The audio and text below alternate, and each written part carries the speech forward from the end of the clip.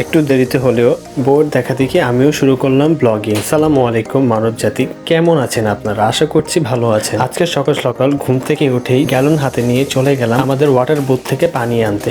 এখন তো কম বেশি সবারই পানি কিনে খেতে হয়, পানি বাসায় রেখে চলে গেলাম বিড়ালের জন্য মাছ আনতে। একটা কাজ শেষ করে অফিসে যাওয়ার উদ্দেশ্যে বের হয়ে গেলাম। এটি শুক্রবার হওয়াতে রাস্তাঘাট একদমই ফাঁকা ছিল, কিন্তু বাস ছিল না, বাসের জন্য দাঁড়িয়েছিলাম। এদিকে দেখেন আমার বন্ধু কি সুন্দর করে বসে আছে। অবশেষে কাঙ্ক্ষিত বাসটি চলে এসেছে, বাসে উঠে বসলাম। বাস একদমই ফাঁকা ছিল, রাস্তাঘাটেও কোনো যানবাহনের চাপ ছিল না, একদমই ফাঁকা ছিল। অফিসে আসতে খুব একটু সময় লাগেনি। দেখেন মতিঝিলের অবস্থা একদমই ফাঁকা। বাস থেকে নেমে কয়েক কদম এগুলেই আমার অফিস। ফাইনালি চলে আসলাম আমার প্রাণ প্রিয় অফিসে।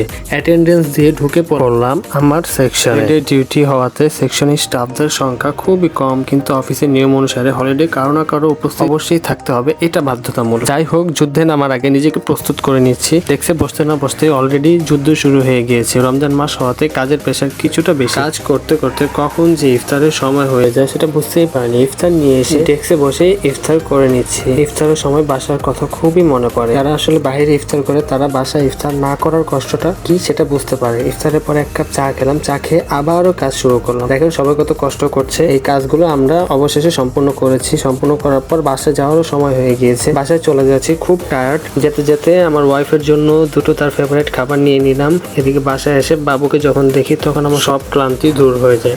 এদিকে বউ বায়না ধরেছে সবাইকে নিয়ে ঘুরতে যেতে হবে।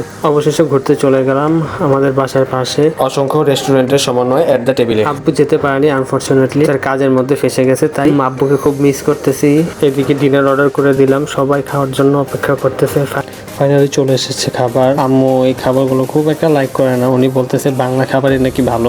খাবারগুলো আমার বউ অনেক লাইক করে। আচ্ছা যাই হোক, ব্লগটা এখানেই শেষ করে দেব। আশা করছি সকলের কাছে ব্লগটি ভালো লেগেছে। সকলে লাইক কমেন্ট দিয়ে পাশে থাকবেন। আসসালামু আলাইকুম।